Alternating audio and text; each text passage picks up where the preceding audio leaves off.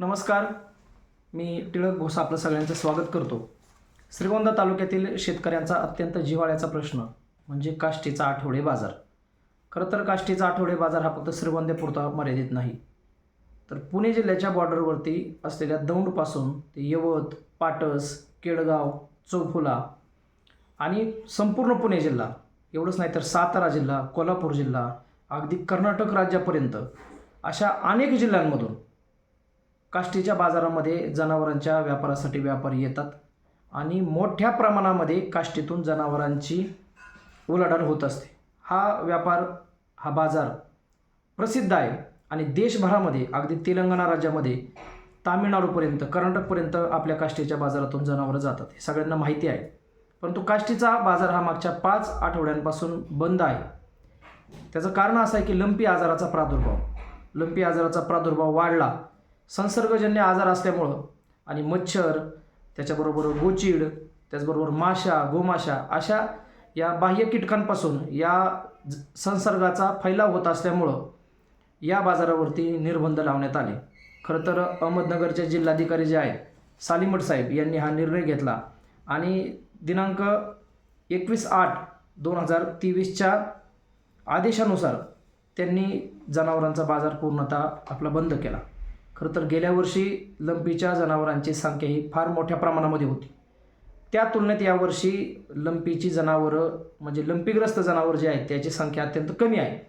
गेल्या वर्षी श्रीगोंदा तालुक्यामध्ये ॲक्टिव्ह जवळपास 7,500 एवढ्या मोठ्या संख्येमध्ये लंपीचा प्रादुर्भाव आपल्या तालुक्यामध्ये झाला होता आणि त्यात जवळपास 740 एवढी जनावरं दगावली होती. त्यामुळे 3 महिन्यांच्या कालावधीच्या दरम्यान जवळपास काष्टीचा बाजार आपला बंद होता. आणि त्यामुळं फक्त श्रीगोंदा कृषी उत्पन्न बाजार समितीचंच नाही तर काष्टी गावचं, काष्टीच्या बाजारपेठेचं एवढंच नाही, जनावरांच्या बाजारावरती अनेक घटक अवलंबून आहेत. काष्टीचा बाजार हा फक्त जनावरांचाच बाजार नाही तर तिथं शेळ्या मेंढ्यांची मोठ्या प्रमाणावरती उलाढाल होत असते. पूर्वी लिंबाचा बाजार देखील असायचा, त्याचबरोबर काष्टी गावचा आठवडे बाजार असतो आणि काष्टीच्या पंचकृषीतली आजूबाजूची जी गावं आहेत त्या गावांचा हा प्रमुख बाजार असल्यामुळं मोठ्या प्रमाणावरती काष्टीच्या बाजारामध्ये आर्थिक उलाढाल होते, हे आपल्या सगळ्यांना माहिती आहे.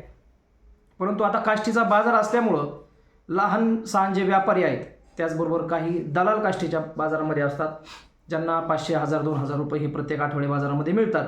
अनेक हॉटेल चालक आहेत, अगदी जनावरांचे दावे विकणं, काही गोण्या विकणं, अशा अनेक लहान मोठे म्हणजे खुट्ट्या, साखळ्या, मोरक्या, असं जे काही चाबूक, असं जे काही जनावरांशी संबंधित साहित्य आहे, त्याच्याबरोबर शेतीशी संबंधित जे निगडीत असलेले साहित्य म्हणजे खुरपे असतील, लहान मोठी अवजारं असतील, असे अनेक व्यवसाय हे काष्टीच्या बाजारामध्ये चालतात. अनेक हॉटेल आहेत. त्यामुळे काष्टीचा बाजार हा फक्त जनावरांचा बाजार नसून हा एक मोठी व्यापारी उलाढाल करण्याचं एक केंद्र आहे आणि हा बाजार मागच्या 5 आठवड्यापासून बंद असल्यामुळं श्रीगोंदा कृषी उत्पन्न बाजार समितीचं फार मोठं नुकसान झालेलं आहे. एकतर आपली बाजार समिती आर्थिकदृष्ट्या अत्यंत अडचणीत आहे. घोगरगावचा उपबाजार सुरू नाही आहे, 1 रुपया उत्पन्न घोगरगावच्या उपबाजारापासून येत नाही. कोळगावच्या उपबाजाराचं काम सध्या सुरू आहे. चिंबळ्याचा उपबाजार जो आहे तिथले व्यापारी आर्थिकदृष्ट्या अडचणीत आल्यामुळं तिथूनही मोठ्या प्रमाणावरती जे काही उत्पन्न येत होतं ते पूर्णतः बंद झालेलं आहे. श्रीगोंद्याच्या आवारामध्ये श्रीगोंदा शहरातील मुख्य बाजारामध्ये आज कांद्याची आवकच होत नाही. म्हणजे आवकाचं प्रमाण एवढं कमी झालं आहे की आपण बघितलं असेल, कांदा घोटाळा आपण सोशल मीडियाच्या माध्यमातून मांडला, त्याची चौकशी सुरू आहे. एका दिवशी 1 लाख गोण्यांची आवक, बोगस आवक आपल्या बाजार समितीमध्ये दाखवली गेली. वस्तुतः कांदा आलेलाच नव्हता, परंतु आज आपल्या बाजारामध्ये कांद्याची आवक, 1 गोणीची सुद्धा आवक श्रीगोंद्याच्या मुख्य आवारामध्ये होत नाही. त्यामुळं लिंबाचं प्रमाण देखील कमी आहे. 3-4 टन लिंबू येते, त्यामुळे त्याच्यावरती सेस काय मिळणार. त्यामुळे एकंदरीतच श्रीगोंद्याच्या अर्थकारणाला, बाजार समितीच्या अर्थकारणाला खीळ बसू शकते आणि मोठ्या प्रमाणावरती तोटा होऊ शकतो, अशी आजची परिस्थिती आहे. आणि त्यामुळं काष्टीचा बाजार या लंपी या संसर्गाचा विचार जर केला तर आज रोजी काष्टीचा बाजार सुरू व्हायला हवा आणि उद्या शनिवार रोजी काष्टीचा बाजार सुरू व्हावा अशा पद्धतीचं पत्र आपण प्रशासनात दिलेलं आहे. खरं तर श्रीगोंदा कृषी उत्पन्न बाजार समितीच्या वतीनं बाजार समितीचे सभापती, त्यांचे संचालक यांनी देखील 2 वेळा पत्रव्यवहार केलेला आहे. त्याचबरोबर काष्टी गावचे विद्यमान सरपंच आहेत साजनभाई पाचपुते यांनी देखील पत्रव्यवहार केलेला आहे. काष्टी ग्रामपंचायतीची सुद्धा मागणी आहे की आपण लंपीमुळं बंद केलेला बाजार सुरू करा. सभापती देखील अतुलजी लोखंडे यांचं सुद्धा म्हणणं आहे की काष्टीचा बाजार सुरू केला पाहिजे. हे जे बाजार समितीने पत्र दिलेलं आहे जिल्हाधिकाऱ्यांना, त्या पत्रामध्ये बाजार समितीचं असं म्हणणं आहे की जवळपास 70 लाख रुपये आत्तापर्यंत काष्टीचा बाजार बंद असल्यामुळं बाजार समितीचं नुकसान झालेलं आहे. त्यामुळं एकंदरीतच 1.25 कोटी रुपये आपल्या बाजार समितीचं उत्पन्न आहे फक्त. त्याच्यातून 90 लाखांच्या आसपास, त्यापेक्षाही जास्त खर्च आहे. असं असताना जर 70 लाख रुपये श्रीगोंदा कृषी उत्पन्न बाजार समितीचं नुकसान लंपीमुळं बंद असल्यामुळं जर होत असेल तर श्रीगोंदा कृषी उत्पन्न बाजार समितीची आर्थिक घडी पूर्णपणे अडचणीची होईल, आर्थिक घडी कोसळेल असं आपण म्हणू शकतो. आणि म्हणून काष्टीचा बाजार अहमदनगर जिल्ह्याचे जिल्हाधिकारी सालीमठ साहेब यांनी सुरू करावा अशा पद्धतीचं पत्र आपण त्यांना दिलेलं आहे. खरं तर ही जी आकडेवारी आहे, ज्या आकडेवारीचं कारण दाखवत प्रशासनाने आपला बाजार बंद केला, ती आकडेवारी आपल्यासमोर आलेली आहे. अधिकृत आकडेवारी आपण घेतलेली आहे. पशुवैद्यकीय विभाग जो आहे अहमदनगर जिल्ह्याचा, त्याच्या उपायुक्तांच्या कार्यालयातून आपण ही माहिती घेतलेली आहे. ती माहिती मी तुम्हाला वाचून दाखवतो आणि या व्हिडिओच्या कमेंट बॉक्समध्ये देखील ही आकडेवारी मी तुमच्यासाठी अधिकृत चार्ट जो आहे, जो महाराष्ट्र शासनाकडून आपण घेतलेला आहे, तो चार्ट देखील मी या ठिकाणी टाकतो, तो आपण वाचा. आज रोजी अकोला, जामखेड, कर्जत, कोपरगाव, नगर तालुका, नेवासा, पारनेर, पाथर्डी, राहाता, राहुरी, संगमनेर, शेवगाव, श्रीगोंदा आणि श्रीरामपूर अशा 14 तालुक्यांच्या अंतर्गत असणाऱ्या वेगवेगळ्या गावांमधील लंपी संसर्गजन्य आजारग्रस्त जनावरांची आजची ॲक्टिव्ह आकडेवारी, त्याचबरोबर दगावलेली जनावरं आणि नीट झालेली जनावरं, अशी सगळी आकडेवारी आपल्यासमोर आहे. ही आकडेवारी अत्यंत धक्कादायक आहे. म्हणजे आज रोजी अहमदनगर जिल्ह्याचे जिल्हाधिकारी आहेत, त्यांनी काल दिनांक 27ला एक नोटिफिकेशन काढलं आणि त्यानुसार त्यांनी आपल्या जिल्ह्यातील काही बाजार समित्यांचे बाजार सुरू केले. त्याच्यामध्ये अकोला आहे, संगमनेर आहे, जामखेड, राहाता, कोपरगाव, कर्जत, नेवासा, श्रीरामपूर आणि पारनेर या बाजार समितीच्या अंतर्गत सुरू असलेल्या जनावरांच्या बाजारांना जिल्हाधिकारी साहेब यांनी सूट दिलेली आहे आणि काही अटी शर्ती त्यांनी टाकलेल्या आहेत. आणि जिल्हाधिकारी साहेबांचं असं म्हणणं आहे की या अटी शर्तीचं पालन करून आपण बाजार भरवू शकता. खरं तर या तालुक्यांमधली आकडेवारी आणि आपल्या तालुक्यातली आकडेवारी जर आपण पाहिली तर फार मोठी अशी काही तफावत त्याच्यामध्ये नाही आहे. आणि मग असं असताना आपल्याच श्रीगोंदा तालुक्यावरती काष्टीच्या उपबाजारावरती अन्याय का, हा प्रश्न या ठिकाणी अत्यंत महत्त्वाचा प्रश्न निर्माण होतो. खरं तर काष्टी ग्रामपंचायतीचं म्हणणं आहे सुरू करा, श्रीगोंद्याच्या कृषी उत्पन्न बाजार समितीचं म्हणणं आहे लंपीमुळे बंद असलेला बाजार सुरू करा. यामध्ये तालुक्याच्या विद्यमान आमदारांनी भूमिका घ्यायला पाहिजे होती, परंतु त्यांचं गाव आहे तरीसुद्धा ते भूमिका का घेत नाहीत, हा मला पडलेला प्रश्न आहे. आता अनेकांना वाटेल की यात आमदारांचा काय संबंध आहे. आमदारांचा निश्चितपणे संबंध आहे. तालुक्याच्या प्रशासनाकडे पाठपुरावा करणं, जिल्ह्याच्या प्रशासनाकडे पाठपुरावा करणं आणि प्रलंबित असलेली कामं मार्गी लावून घेणं हे आमदारांना सहज शक्य असतं. तेही सत्ताधारी पक्षाच्या आमदारांना तर ते अजिबात कठीण नाही. त्यामुळं तालुक्याचे जे आमदार आहेत ते भारतीय जनता पार्टीचे विद्यमान आमदार आहेत. त्यांचं जिल्ह्यामध्ये, राज्यामध्ये आणि केंद्रामध्ये सरकार आहे.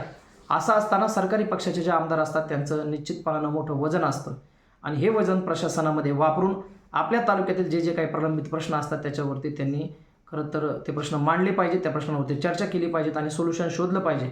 परंतु त्यांच्याकडून हे सगळं होताना दिसत नाही. आणि म्हणून ही आकडेवारी जी आहे ती आकडेवारी अत्यंत धक्कादायक अशी आहे, ती मी तुम्हाला या ठिकाणी सांगतो. ही आकडेवारीचा जो चार्ट आहे मी तो तुम्हाला पाहण्यासाठी सोशल मीडियावरती उपलब्ध करून देणार आहे. सगळ्यात शेवटचा तालुका आहे श्रीरामपूर. या तालुक्यामध्ये लंपीचं जे जनावरांचं प्रमाण आहे, लसीकरणाचं लंपीग्रस्त जनावरांचं, त्याची आकडेवारी आहे 63,000. श्रीगोंद्याच्या तालुक्यामधल्या लंपीग्रस्त जनावरांचं लसीकरण जे झालेलं आहे त्यांची आकडेवारी जवळपास आहे 1,04,551. त्यानंतर आपण शेवगावची आकडेवारी पाहूया, 73,921. त्यानंतर संगमनेरची आहे ती आहे 1,76,557. त्याचबरोबर राहुरीची आकडेवारी जी आहे त्याच्यामध्ये 1,29,658 एवढ्या जनावरांचं लसीकरण झाले. राहत्यामध्ये 73,427, पाथर्डीमध्ये 82,060, पारनेरमध्ये आहे 1,16,032, नेवाशामध्ये आहे 1,22,562, नगरमध्ये आहे 1,05,092, कोपरगावमध्ये आहे 66,084, कर्जतमध्ये आहे 1,15,789, जामखेडमध्ये आहे 58,891 आणि अकोले तालुक्यामध्ये आहे 84,986.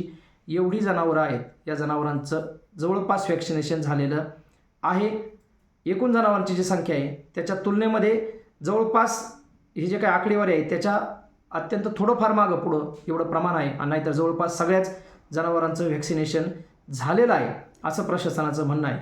आणि मॉर्टॅलिटी दर जो आहे म्हणजे जनावरं दगावण्याचं प्रमाण, गेल्या वर्षी प्रमाण खूप होतं. 7,500 जनावरं श्रीगोंद्यामध्ये लंपीग्रस्त होती आणि त्याच्यापैकी जवळपास 7,500 जनावरं 7,000 जनावरांपैकी जवळपास 740 जनावरं म्हणजे 10% जनावरांच्या आसपास एवढा मृत्यूचा दर होता. त्या तुलनेमध्ये यावर्षी अत्यंत कमी आहे. आज रोजी श्रीगोंद्यामध्ये जर आपण आकडेवारी पाहिली तर ॲक्टिव्ह जी जनावरं आहेत म्हणजे ज्या जनावरांना आज लंपी आहे किंवा जे रेकॉर्डवरती आहेत त्यांची संख्या फक्त 81 आहे. प्रशासनाचं असं म्हणणं आहे की फक्त 57 गावांमध्ये 81 जनावरं आहेत आणि जवळपास 114 गावांपैकी 57 गावं त्याच्यापैकीही 81 म्हणजे जवळपास म्हणजे सरासरी एकसुद्धा जनावर श्रीगोंदा तालुक्यामध्ये लंपीग्रस्त नाही. एका गावामध्ये एक जनावरसुद्धा नाही म्हणजे प्रमाण अत्यल्प आहे. असं असताना एवढं मोठं काहीतरी झालं आहे आणि म्हणून आपला काष्टीचा बाजार बंद आहे. खरं तर बाकीच्या तालुक्यांमध्ये काय परिस्थिती आहे ती जर आपण पाहिली तर श्रीगोंद्यापेक्षाही जास्त मृत्यूदर त्या संख्येच्या तुलनेमध्ये जास्त आहे. आपल्या श्रीगोंदा तालुक्यामध्ये 5.90 एवढा मृत्यूदर सरासरीने दाखवलेला आहे. त्याचबरोबर अकोले तालुक्यामध्ये तो आहे 3.37, जामखेडमध्ये आहे 5.62, कर्जतमध्ये आहे 5.77, कोपरगावमध्ये आहे 7.37, नगर तालुक्यामध्ये आहे 8.82, नेवासा तालुक्यामध्ये आहे 5.65, पारनेर तालुक्यामध्ये आहे 6.96, पाथर्डीमध्ये आहे 6.25, राहाता तालुक्यामध्ये आहे 5.88, राहुरी तालुक्यामध्ये आहे 6.54, संगमनेरमध्ये आहे 4.44, शेवगावमध्ये आहे 3.35. म्हणजे श्रीगोंदा तालुक्यामध्ये जो जनावरांचा मृत्यूचा दर आहे तो फक्त 90% एवढाच आहे म्हणजे 6% सुद्धा नाही. वास्तवामध्ये 6.25, 6.96, 8.22, 7.37, 5.77 असे श्रीगोंदा तालुक्यापेक्षाही जास्त थोडा बहुत कमी प्रमाणामध्ये असे बाकीचे तालुकेसुद्धा आहेत. असं असताना सुद्धा श्रीगोंदा तालुक्यावरती अन्याय होतोय आणि या अन्यायाच्या भावनेतून आपण ही भूमिका मांडत आहोत. खरं तर जिल्ह्याचे पालकमंत्री आणि महाराष्ट्र राज्याचे महसूल मंत्री आमदार विखे पाटील साहेब यांनी याबाबत भूमिका घ्यायला हवी होती. मी विखे पाटील साहेबांना तशा पद्धतीचं पत्र दिलेलं आहे आणि त्यांना मी फोनसुद्धा केला होता माहिती देण्यासाठी, परंतु ते फोनवरती आज उपलब्ध होऊ शकले नाहीत. मात्र अहमदनगर जिल्ह्याचे जिल्हाधिकारी आहेत त्यांच्या कानावरती आपण हा विषय घातलेला आहे, अधिकृत पत्रव्यवहार त्यांना दिलेला आहे. त्याचबरोबर तहसीलदार साहेब आहेत यांनाही आपण श्रीगोंद्याच्या तहसीलदारांना पत्र दिलेलं आहे आणि श्रीगोंदा तालुक्याचे पोलीस निरीक्षक आहेत त्यांच्याकडे सुद्धा आपण आंदोलनाचं पत्र दिलेलं आहे. खरं तर श्रीगोंदा तालुक्यापेक्षा अनेक तालुक्यांमध्ये जिल्ह्यातल्या लंपीच्या संसर्गाची जनावरं जास्त आहेत. असं असताना श्रीगोंद्याच्या मुख्य असलेल्या काष्टीच्या बाजारावरती अन्याय का? काष्टीचा बाजार बंद राहिला तर फक्त श्रीगोंदा कृषी उत्पन्न बाजार समितीचंच नुकसान होतं असं नाही, तर काष्टीच्या गावामध्ये जे काही लहान मोठे व्यापारी आहेत म्हणजे अगदी स्वीट होमचं दुकान असेल, चहाचं दुकान असेल, पंक्चरचं दुकान असेल, अगदी पेट्रोल पंप मोठ्या व्यवसायापासून लहानातल्या लहान अगदी चप्पल शिवणाऱ्या कारागिरापर्यंत सगळ्यांचं मोठ्या प्रमाणावरती नुकसान होत असतं. आणि म्हणून या गोष्टीची जाणीव ठेवून जिल्ह्याचे जिल्हाधिकारी सालीमठ साहेब यांना मी आवाहन करतो, विनंती करतो की आपण आमच्या लोकशाहीवादी भूमिकेला पाठिंबा देत आपण आमच्या मागणीचा विचार करत आपण काष्टीचा बाजार सुरू करावा. अन्यथा आम्ही जे काही आंदोलनाचं पत्र दिलेलं आहे त्याप्रमाणे आम्हाला आंदोलन करावं लागेल आणि काष्टी या ठिकाणी आम्ही रास्ता रोको करू आणि मग त्यातून जर कायदा सुव्यवस्थेचा काही प्रश्न निर्माण झाला तर त्याला सर्वता अहमदनगर जिल्ह्याचे जिल्हाधिकारी सालीमठ साहेब हे जबाबदार राहतील. अकोले, संगमनेर, जामखेड, राहाता, कोपरगाव, कर्जत, नेवासा, श्रीरामपूर, पारनेर या बाजार समित्यांना आपण लंपीच्या संख्येचा विचार करता त्यांना बाजार सुरू करण्याची परवानगी देता आणि श्रीगोंदा तालुक्याला आपण देत नाही. हा श्रीगोंदा तालुक्यावरचा अन्याय आहे आणि हा अन्याय आम्ही सहन करणार नाही. काष्टीच्या बाजारावर फक्त कृषी उत्पन्न बाजार समितीच नाही तर लहान सहान अनेक व्यापारी, अनेक घटक हे त्याच्यावरती काष्टीच्या बाजारावरती उपजीविका करतात आणि हा सगळ्यांवरचा अन्याय आहे. आणि म्हणून आपण जर या पत्राची, या निवेदनाची आणि आमच्या भूमिकेची दखल जर नाही घेतली तर मग मात्र आम्हाला आक्रमक पद्धतीने आंदोलन करावं लागेल. फक्त काष्टीच्याच रस्त्यावरती रास्ता रोको करून आम्ही थांबणार नाही, तर लंपीग्रस्त काही जनावरं जी चांगली सदृढ झालेली असतील किंवा चांगली सदृढ जनावरं ही आम्हाला कलेक्टर ऑफिसमध्ये आणून सोडावी लागतील आणि त्याची जी काही जबाबदारी असेल ती सर्वता अहमदनगर जिल्ह्याचे जिल्हाधिकारी यांच्यावरती असेल. तेवढंच या निमित्ताने सांगतो. आणि डॉक्टर ठवाळ जे आहे तांत्रिक अधिकारी पशुसंवर्धन विभागाचे जिल्हा परिषद अहमदनगरचे, यांनी देखील या ठिकाणी ही जी सगळी आकडेवारी आहे ती आकडेवारी अगदी तांत्रिक विभागाकडून उपलब्ध करून दिलेली आहे. आणि या आकडेवारीची माहिती घेता, आकडेवारी पाहता आपल्याला काष्टीचा उपबाजार सुरू करणं हे अत्यंत गरजेचं आहे, एवढंच या निमित्ताने सांगतो. आणि जर प्रशासन नाही केला तर निश्चितपणानं आमचा रोष हा प्रशासनाच्या विरोधात असेल आणि आक्रमकपणे आम्ही काष्टीचा उपबाजार सुरू करण्यासाठी भूमिका घेऊ. कृषी उत्पन्न बाजार समिती श्रीगोंद्याचे सभापती अतुल भैया लोखंडे, काष्टीचे सरपंच साजन भैया पाचपुते, या दोघांनीही याबाबत भूमिका घेतलेली आहे. मी त्यांचे दोघांचे आभार मानतो आणि थांबतो. धन्यवाद.